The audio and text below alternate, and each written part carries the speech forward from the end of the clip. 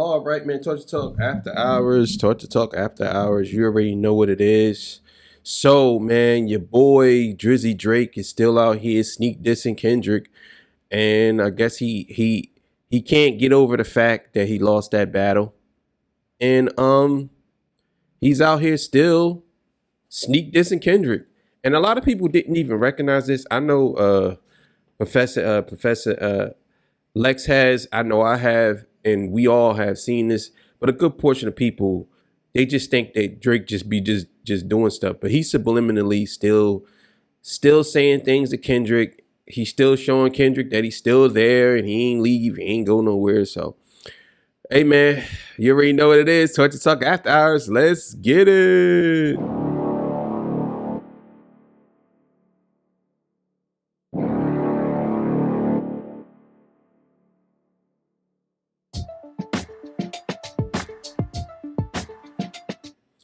All right, man. So let's go. Drake was probably done sneak dissing Kendrick Lamar. He posted this on his Instagram story. Now, this is a scene where I can't play the music, but he is playing the song by Whitney Houston, I Don't Want to Hurt Anymore. Now, the video for that song contains scenes from the movie Bodyguard, and we all know the lines in Push-Ups that refer to Whitney. So yes, he's still throwing shots, and just in case if you were confused, he's going to point and do the little trigger pull thing at the camera like a real tough guy. Okay, not to mention he's in the club with a bunch of European women, and we know Kendrick's past with that as well. The song being called I Don't Want to Hurt Anymore. Just taking aim at Whitney again while Kendrick is busy on hip-hop's greatest tour of all time. So indeed, when Kendrick rapped the lyrics, I'm doing what COVID did, they'll never get over it. On the intro to GNX, Whacked Out Murals, he was again predicting the future because we're 16 months down the road and they still are at it. Let's get into all of the shade being thrown at Kendrick by OVO Nation while he is setting tour records through Central and South America on the GNX tour. Let's get into it.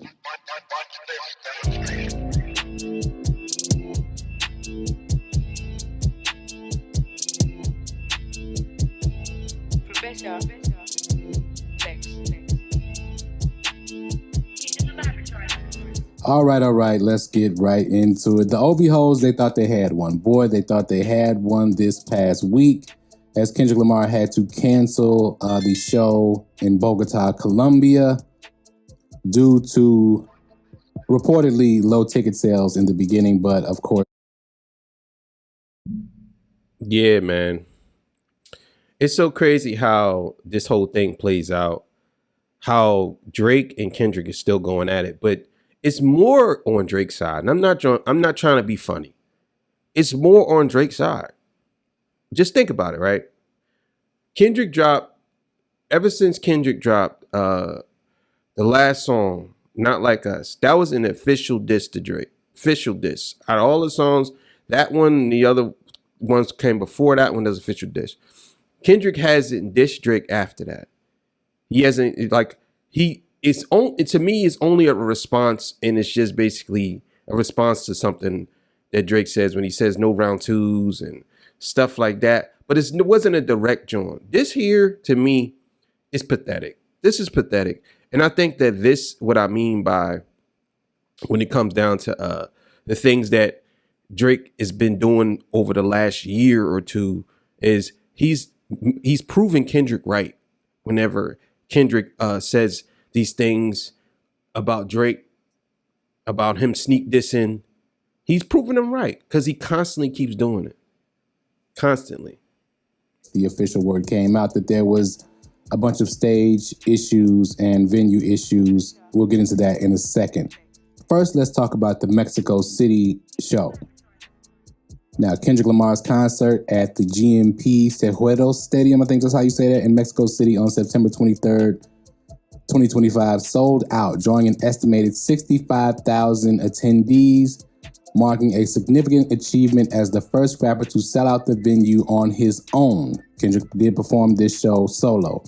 The event was the first stop of the South American leg of his Grand National Tour and was reported to be a major success with fans and media highlighting the massive turnout. Ticket prices start at $90, yada, yada, yada. I'm not going to get into all that. But every time Kendrick does a show, there's all this mystery around. And this is what I'll be saying, man. Y'all watch these other podcasters, right? Or these other streamers or whatever they want to call themselves, right? They're not the king, but let's just say you want to watch them. They create these narratives just so they can feel good. And it's kind of weird that they do this. It's so weird that they do this. I just don't understand how and why they create these narratives. Like, okay, yeah, I get it that you don't like Kendrick or you like Drake. It's not that you don't like Kendrick. You just like Drake more. I get it. But if you sitting here lying about this, look at the crowds, bro. You're saying it didn't sell out. But look at the crowd. All of his shows have sold out, bro. And just one doesn't sell out. It's, oh no, you gotta understand, bro. He ain't as big as y'all think he is. Like, come on, bro. It's just pathetic, bro. It's pathetic. Sales. Here's the thing. Drake is doing shows in a pizzeria in Italy or Zadar, Croatia somewhere, and I don't know where that is. And the OV hoes don't either, which is why they are still fixated on what Kendrick Lamar is doing. This battle has been called a long time ago. And I don't know, people are saying, well, Drake's going to win the war. There's no war. That was the war. It is over. Kendrick won. And in case you didn't think he won, look at this view of Kendrick performing at his concert, right? And we look at how full the Mexico City Stadium is in these shots here. And we look at Drake performing at his arenas in Europe. Arenas, not stadiums, arenas. Okay, the Columbia show. Now, the official... Y'all see that, right? So whenever someone gets on here and says something different, make sure y'all send them this clip, bro. Just send them this clip. Even send them this video, send them my video. I don't care. Send them this clip, bro. Because my thing is, like, why are you out here just making up stories, bro? It's like, we get it. But like he said, Drake is the one that keep on. You know what I'm saying? He's the one that keep on dragging this. The battle was over. There's no war. Kendrick already won. It's over, bro. Drake keep on going. It's a little remnants of what happened with how he really feels, but it's over, bro. It's over. It's OV over. You know what I'm saying? That's what it is. It's OV over. Simple as that. Reason for the cancellation of the Bogota, Colombia show. The concert was canceled despite nearly selling out and fans waiting for nearly 4 hours outside the venue. Paramo Presenta cited logistical difficulties and operational problems from the promoter and venue as the official reason. A Bogota councilor, Jose Cuesto Novoa, claimed the venue had structural and technical failures and had previously called for its closure. Reports also indicated issues with the venue not approving the use of fireworks and potential problems with ticket scanners. Despite rumors of low ticket sales, one report noted that only 2% of the tickets were available before the show, suggesting the cancellation was not due to poor ticket sales. Wait, there's more. But I'm telling you, bro. I'll be watching some of y'all YouTubers and y'all be struggling to try to find a reason, bro. I seen this one dude, bro. I'm not even going to say his name. Just understand he was struggling to try to find a reason. He was really struggling. You know what I'm saying? This is funny as hell, man. It's so funny. It's funny. It's so funny, man. It's just funny. At the poor ticket sales thing. This venue's record for ticket sales was by Iron Maiden last year at 42,000 tickets. Now, the average attendance of the GNX tour has been 48 to 49,000 people. So to think that Kendrick had problems selling tickets at this point, when the average show through the United States and Europe and Canada has been almost 50,000 tickets. Come on, OV hoes, y'all got to find something else to do. That's what I'm saying, man. So let me get this right. So all the other stadiums that he has done, this one right here, he didn't sell out. I'm just gonna give you the facts. He didn't sell out.